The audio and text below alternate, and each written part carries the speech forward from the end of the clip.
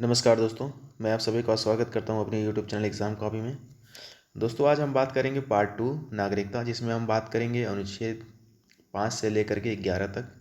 इसको हम डिटेल से देखेंगे, अच्छे से समझेंगे, क्योंकि नागरिकता एक ऐसा इम्पॉर्टेंट चैप्टर है राज्य व्यवस्था का, जहाँ से निश्चित है कि हर परीक्षा में प्रश्न बनता है।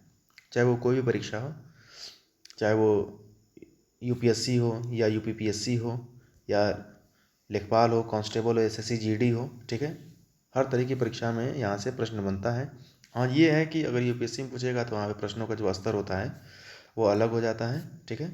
लेकिन यहाँ पर हम बात करेंगे लेखपाल और रेडियो ऑपरेटर, हेड ऑपरेटर, ठीक है, SSC GD, SSC, इसकी हम बात कर रहे हैं। इस प्रकार की जो सेवाएं जो आती हैं उनकी हम बात कर रहे हैं, ठीक है। तो उस हिसाब से हम पढ़ेंगे, लेकिन उसमें भी हम इतना पढ़ लेंगे कि अगर आप UPPSC की भी तैयारी करते हैं, यानी कि उत्तर प्रदेश में अगर आप लोक सेवा आयोग का भी तैयारी करते हैं, ठीक है, उत्तर प्रदेश लोक सेवा आयोग, तो भी आपका यहाँ से काम बन जाएगा, ठीक है, ठीक है।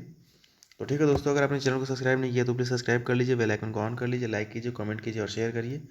और पार्ट 2 जो है नागरिकता, इसको हम काफ़ी डिटेल में देखने जा रहे हैं, ठीक है।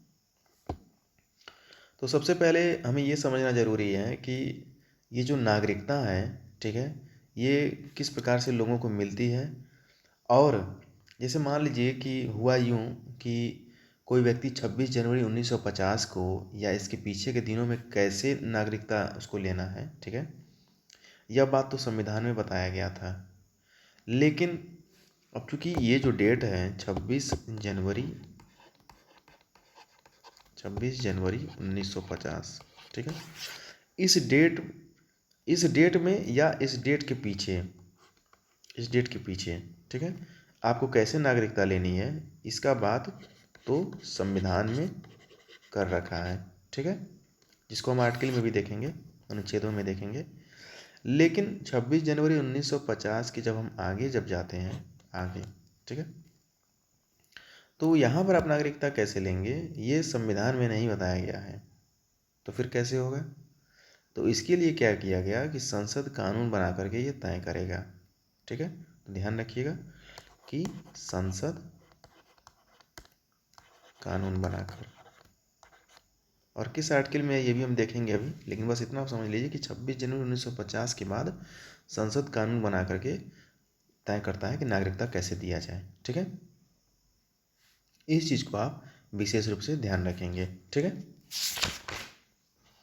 अब चलिए, अब हम एक एक करके आर्टिकल्स को हम देखना और समझना शुरू करते हैं।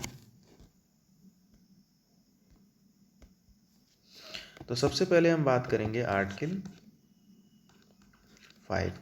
आर्टिकल 5 क्या है, ठीक है, और ये किस चीज़ की बात करता है। तो जिस दिन भारत का संविधान लागू हुआ, हर व्यक्ति को जिसके पास भारत में घर है, ठीक है, उसको भारत का नागरिकता मिल गया, ठीक है। लेकिन इसमें भी जैसे कि कुछ शर्त था। शर्त क्या था? तो पहले आप यहाँ पर ये ध्यान रखिएगा कि जिस दिन भारत का संविधान लागू हुआ, ठीक है, यानी कि संविधान संविधान लागू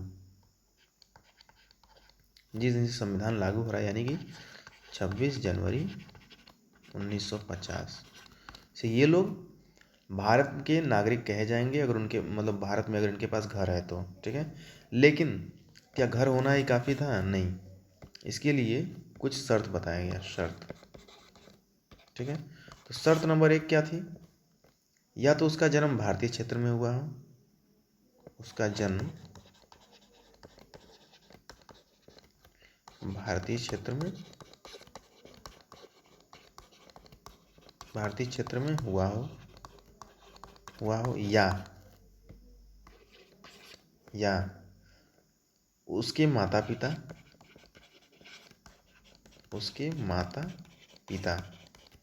में से किसी एक का जन्म भारत में हुआ। ये कोई जरूरी नहीं कि दोनों का हुआ, लेकिन किसी एक का भी हुआ रहेगा तो काम बन जाएगा। उसके माता पिता में से किसी एक का जन्म भारत में हुआ हो, ठीक है, भारत में हुआ हो, तो काम बन जाएगा। या एक और शर्त दिया गया कि 26 जनवरी, ये डेट याद रखिएगा, 26 जनवरी 1950 से 5 वर्ष पूर्व, 5 वर्ष पूर्व से वो क्या कर रहा हो, वो भारत में 5 वर्ष पूर्व से भारत में रहा हो, रह रहा हो। ठीक है, यहाँ पे लिख लीजिए, रह रहा हो। ठीक है, अच्छा, यानी कि 26 जनवरी 1945 से अगर वो व्यक्ति, जैसे मान लीजिए कि मिस्टर एक्स जो हैं, इनको भारत का नागरिकता लेना था उस समय। ठीक है, तो अगर ये 26 जनवरी 1945 से अगर भारत में रह रहे होते कंटिन्यू, हो सकता है इनके माता पिता में से किसी का भी जन्म ना हुआ, कोई दिक्कत नहीं है। लेकिन अगर वो 26 जनवरी 1945 से अगर भारत में रह रहे होते हैं तो भी उनको नागरिकता मिल जाता। ठीक है, तो तीसरे में हम इसी चीज़ की बात किए हैं। और पहला क्या था कि उसका जन्म भारतीय क्षेत्र में हुआ हो, तो भी उसका काम बन जाएगा। जैसे मान लीजिए कि हो सकता है कि किसी का जन्म 27 जनवरी 1945 को हुआ हो, तो वो ऑटोमेटिक उसको भारत का नागरिकता मिल जाता है। या फिर उसके माता पिता में से किसी एक का जन्म भारत में हुआ। ये तीनों बिंदु को हमने देख लिया, समझ लिया। आर्टिकल 5 में यही चीज़ है और कुछ नहीं है। ठीक है, आगे देखते हैं आर्टिकल 6। आर्टिकल 6 क्या कहता है कि कोई व्यक्ति पाकिस्तान से भारत आया हो, उसकी नागरिकता मिलेगी। ठीक है, लेकिन उसके लिए भी कुछ शर्त था। तो यहाँ पर हम क्या देखेंगे, कोई व्यक्ति पाकिस्तान से भारत आया हो, उसकी हम नागरिकता किस में बात करते हैं। जैसे मान लीजिए कि अपना ये भारत है, इसको मैं थोड़ा सा मैप के थ्रू समझा रहा हूँ क्योंकि 6 और 7 थोड़ा सा कन्फ्यूजिंग वाला है। जैसे मान लीजिए ये भारत है और यहाँ पर पाकिस्तान है। ठीक है, ये पाकिस्तान हो गया,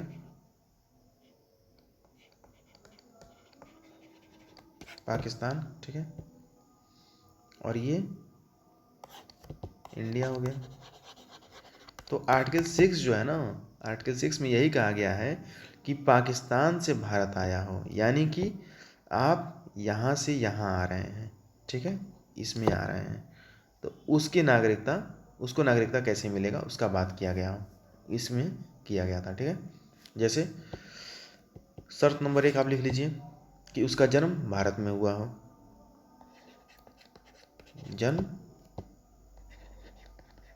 जन्म भारत में हुआ हो। ठीक है, अच्छा, मतलब ये है कि मान लीजिए कि उसका जन्म मतलब ये तो शर्त बता दिया गया कि भारत में उसका जन्म होना जरूरी है। ठीक है, मान लीजिए कि वो देश का जब बंटवारा जब हुआ तो हो सकता है कि वो भारत मतलब पाकिस्तान चला गया। ठीक है, लेकिन फिर वो क्या किया, वो पाकिस्तान से फिर से भारत वो चला आया, लेकिन इसके लिए कंडीशन क्या था कि उसका जन्म जो है ना वो भारत में हुआ होना चाहिए, अदरवाइज़ उसको हम अपने देश का नागरिक आपको नहीं बनाएंगे। ठीक है, या तो शर्त नंबर 2, या तो माता पिता में से किसी माता पिता, एक मिनट, यहाँ पर यही समझना है, यहाँ पर किसी एक नहीं होगा, यहाँ दोनों जरूरी है। माता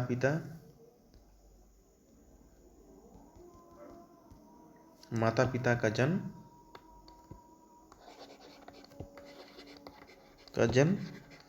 भारत में हुआ हो। ठीक है, मतलब जैसे मान लीजिए कि एक कोई लड़का था, देश का बंटवारा हुआ, वो पाकिस्तान चला गया, लेकिन उसका मन वहाँ पे लगा नहीं, वो क्या किया कि पाकिस्तान से फिर से भारत आ गया। तो अगर उसका जन्म अगर भारत में अगर हुआ होता तब तो कोई दिक्कत था ही नहीं, उसको तो नागरिकता मिल जाता है। बट प्रॉब्लम क्या है कि मान लीजिए कि हो सकता है कि उसका जन्म वहाँ पर हुआ हो, पाकिस्तान में। तो यहाँ पर ये चीज़ आपको ध्यान में रखना है कि माता पिता का जन्म भारत में होना जरूरी है। जैसे मान लीजिए कि इसको मैं ऐसे समझा रहा हूँ, जैसे मान लीजिए यहाँ पर, एक मिनट, कि एक आदमी है, ठीक है, इसका नाम क्या है, एक्स है, ठीक है, इसकी पत्नी है यहाँ पे, इसका क्या नाम है, वाई, ठीक है। इन दोनों का बेटा हुआ, क्या नाम है उसका, जेड, जेड नामक इसका बेटा हुआ, छोटा सा है ये, ठीक है। अच्छा, अब इस जेड की क्या गलती है कि देश हमारा आज़ाद हो रहा है तो इसके माँ बाप क्या कर रहे हैं कि यहाँ ये चले गए पाकिस्तान, ठीक है। लेकिन अब जेड का यहाँ पे मन लगा नहीं, थोड़ा सा बड़ा हो गया भाई, समझदार हो गया, सोचने लगा कि अब क्या करें, हम तो फंस गए यहाँ पर आकर के। तो ये जेड क्या किया, यहाँ पे चला आया, यानी कि भारत में आ गया, ठीक है। अच्छा, भारत में आके कोई दिक्कत नहीं है, हम आपको नागरिकता दे देंगे, क्या आपका जन्म भारत में हुआ है? तो ये कहेगा नहीं सर, हमारा जन्म तो पाकिस्तान में हुआ था। कोई दिक्कत नहीं है, शर्त नंबर 2 पूरा कर दो। तो शर्त नंबर 2 क्या है? तो शर्त नंबर 2 बेटा ये है कि तुम्हारे माँ बाप का जन्म भारत में हुआ था? ये कहेगा कि हाँ सर, हमारे माँ बाप का जन्म भारत में हुआ था। जब हमारे माँ बाप का जन्म भारत में हो गया था, वो लोग भारत में ही पूरा रहे, लेकिन जब बंटवारा हुआ तो वो पाकिस्तान चले गए। अब मेरा क्या गलती है, मैं वहाँ पे पाकिस्तान गया, मेरा वहाँ पे जन्म हो गया। तो गवर्नमेंट ने उससे क्या कहा कि ठीक है, कोई दिक्कत नहीं है, तुम्हारे माँ बाप का जन्म हुआ था ना भारत में, तो कहेगा हाँ, तो ठीक है, नागरिकता मिल जाएगा। तो यही है आर्टिकल नंबर 6, यही है। इसमें आपको ध्यान क्या रखना है कि यहाँ पर आप पाकिस्तान से, ठीक है, आप भारत आ रहे हैं, ठीक है। लेकिन वही जब आप आर्टिकल नंबर 7 की जब बात करेंगे हम, ठीक है, आर्टिकल नंबर 7, ठीक है। तो आर्टिकल नंबर 7 में क्या है कि भारत से पाकिस्तान गए, भारत से पाकिस्तान गए, फिर पाकिस्तान से भारत आए, ठीक है, इस चीज़ की बात कर रहा है यहाँ पे। यानी कि भारत से पाकिस्तान गए, और फिर पाकिस्तान से भारत आए, मतलब भारत आए, मतलब क्या है इसका? तो इसका मतलब ये है, जैसे मान लीजिए कि ये पाकिस्तान है, ये इंडिया है, ये इंडिया है, ठीक है। ये एक आदमी है जो यहाँ पर रह रहा है, ठीक है, देश का बंटवारा हुआ, ये क्या किया, चलते चलते पाकिस्तान चला गया, यहाँ पर आ गया, यहाँ पर रहने लगा। फिर इसको पता चला कि नहीं यार, यहाँ पे तो बहुत दिक्कत है, इससे बड़ी तो हमारा भी भारत ही था। ये क्या करेगा, यहाँ से फिर से निकल के यहाँ चला आएगा, यानी कि फिर से पाकिस्तान से भारत आ जाएगा, ठीक है। तो ऐसे लोगों के बारे में यहाँ पर बात किया गया है आर्टिकल नंबर 7 में, ठीक है। इस चीज़ को विशेष रूप से ध्यान में रखिएगा। तो यही चीज़ मैं आपको बता रहा था कि आर्टिकल नंबर 6 जो है वो क्या कहता है कि कोई व्यक्ति पाकिस्तान से भारत आया हो, यानी कि वो पाकिस्तान से ही भारत आ रहा है, लेकिन उसके साथ 2-3 शर्त था। और यहाँ पर क्या है कि आप भारत में रह रहे थे, लेकिन भारत से आप पाकिस्तान चले गए, फिर पाकिस्तान से फिर भारत आप आ रहे हो, ठीक है। इस चीज़ का बात कर रहे हैं, यानी कि आर्टिकल नंबर 6 और 7 में यही एक विशेष अंतर है, ठीक है। अगला आर्टिकल देखते हैं, अनुच्छेद 8। अनुच्छेद 8 क्या कहता है कि जिसको नागरिकता लेनी है वह किसी विदेशी राष्ट्र में रह रहा हो, ठीक है, तब क्या होगा उसके साथ। यानी कि उसको आप जैसे एग्जाम में जब आएगा ये, तो कैसे आप पकड़ेंगे, अभी मैं एक अंडरलाइन कर दूंगा शब्द में, ठीक है, समझ जाएंगे आप। जिसको नागरिकता लेनी है,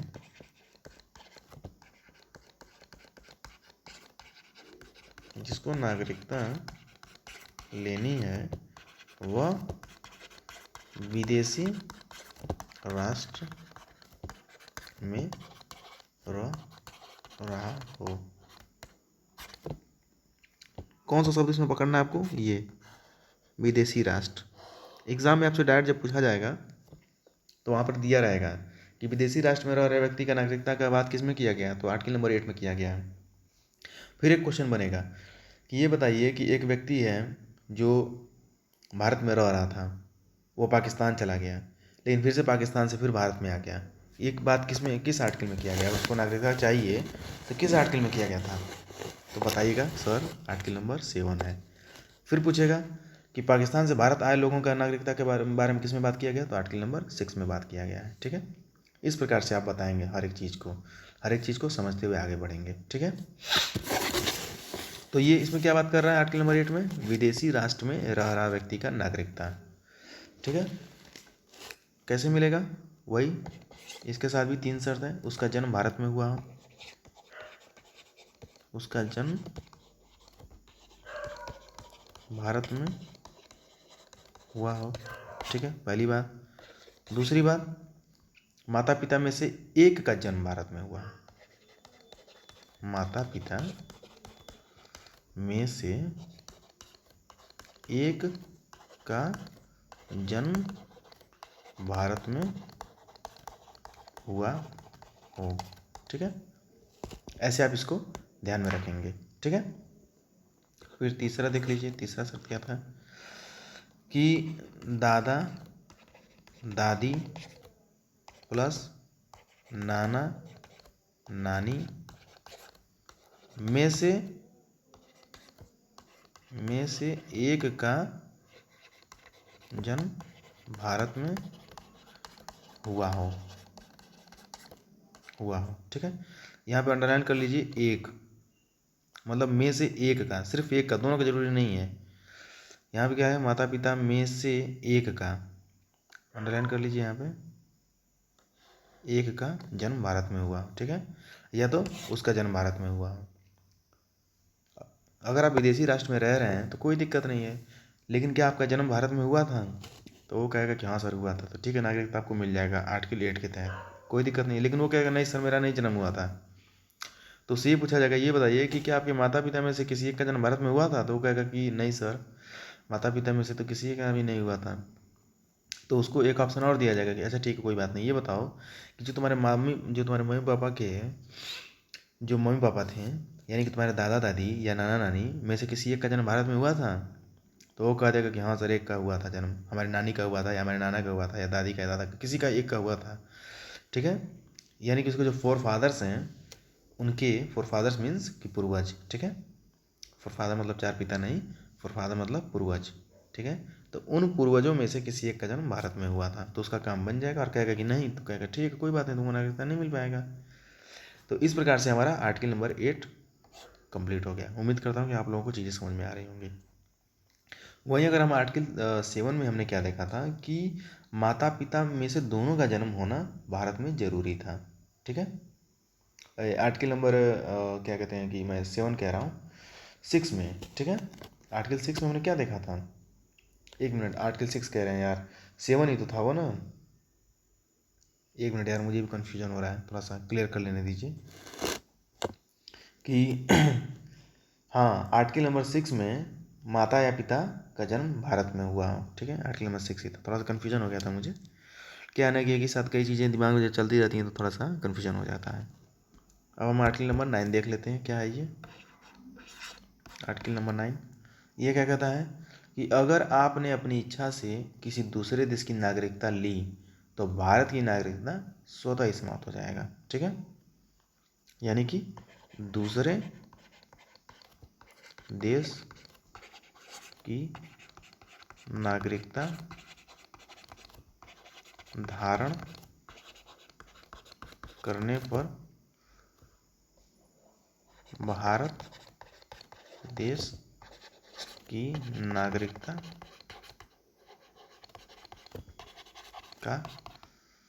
का स्वयं समाप्त होना, ठीक है। यहाँ पर देखिए बहुत एकदम क्लियर कट एकदम बात है। ये आर्टिकल नंबर 8 है, याद रखिएगा, आर्टिकल है ये आर्टिकल नंबर 8 कह रहे हैं, आर्टिकल नंबर 9, ठीक है। देखिए यहाँ पर एकदम क्लियर एक बात कहा गया है कि जैसे मान लीजिए कि ये भारत है,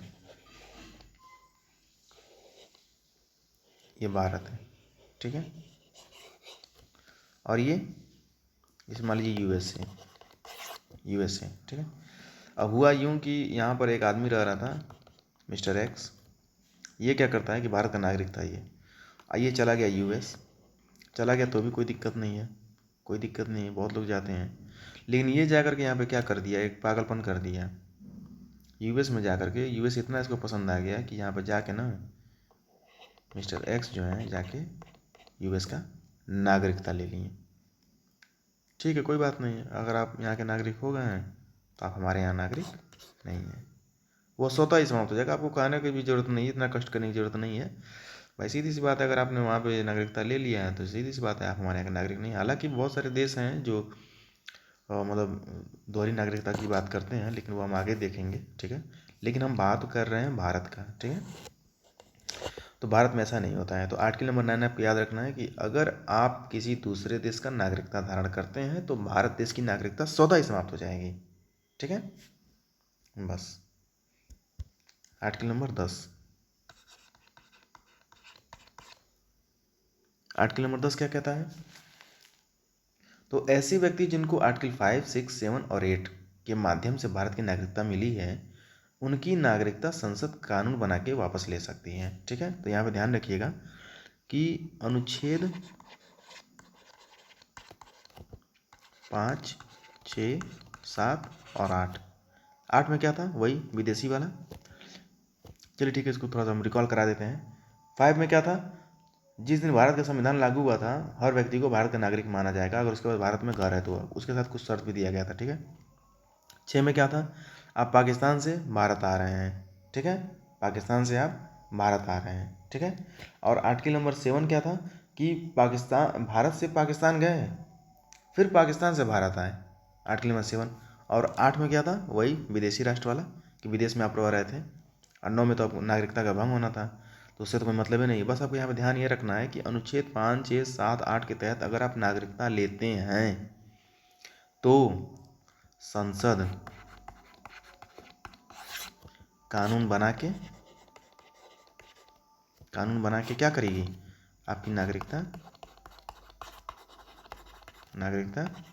समाप्त कर देगी, समाप्त कर देगी। समझ रहे हैं? इसका मतलब ये है कि भाई आप 5, 6, 7, 8 में आप शर्त के साथ आप नागरिकता ले रहे हैं ना, लेकिन पता चला कि आपका जो इंटेंशन जो है वो भारत के लिए सही नहीं है, या संसद को किसी भी प्रकार से अगर लग गया कि आप भारत की राष्ट्रीय एकता और अखंडता के लिए आप सही नहीं हैं, तो आपकी नागरिकता को समाप्त कर दिया जाएगा।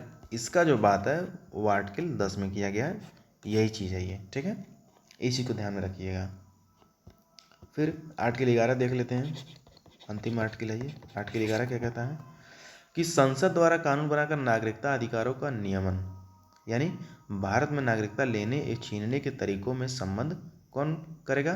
तो ये कानून बनाने का पूरा जो हक है वो संसद को है, ठीक है। तो संसद द्वारा, नोट कर लीजिए, संसद द्वारा कानून बनाकर नागरिकता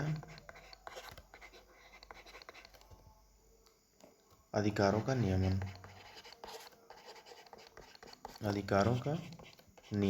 मतलब कि देखिए यहाँ पे अंडरलाइन कर लीजिए, संसद द्वारा कानून बनाकर, ठीक है, अंडरलाइन कर लीजिए। इसका मतलब ये है कि संसद के द्वारा कानून बना करके नागरिकता अधिकार का जो नियम जो आप बना रहे हैं, ठीक है, कि कैसे आप नागरिकता को दे रहे हैं, कैसे आप छीन रहे हैं, कैसे उसका नियमन कर रहे हैं, ठीक है, किस प्रकार से नागरिकता को समाप्त कर रहे हैं, इन सारी चीज़ों की जो बात है वो संसद कानून बना करके अपने हिसाब से देखेगी, ठीक है। इसी चीज़ को आपको ध्यान में रखना है कि संसद द्वारा कानून बनाकर नागरिकता के अधिकारों का नियमन, ठीक है। तो यहाँ पर हमारा आर्टिकल जो 11 है वो कवर हो गया, ठीक है। और कल हम बात कर लेंगे कि चूँकि आज वीडियो बहुत लंबी हो जाएगी, ठीक है, तो कल हम बात कर लेंगे कि नागरिकता कैसे, मतलब किस किस प्रकार से मिल रही है, ठीक है। जैसे कि 5 प्रकार बताया गया था ना, पंजीकरण था, क्षेत्राधिकृत था, वंश था, जन्म था। मैं इसको याद करने का एक ट्रिक भी बताऊंगा आपको, एक छोटा सा, आप बहुत इजीली इसको आप याद कर सकते हैं, ठीक है, आपको ज़्यादा परेशानी नहीं होगी। तो ठीक है दोस्तों, अगर आपने चैनल को सब्सक्राइब नहीं किया तो प्लीज़ सब्सक्राइब कर लीजिए, बेल आइकन को ऑन कर लीजिएगा, लाइक कीजिए, कमेंट करिए और शेयर करिए। मिलता हूँ फिर मैं अगले वीडियो में, तब तक के लिए नमस्कार।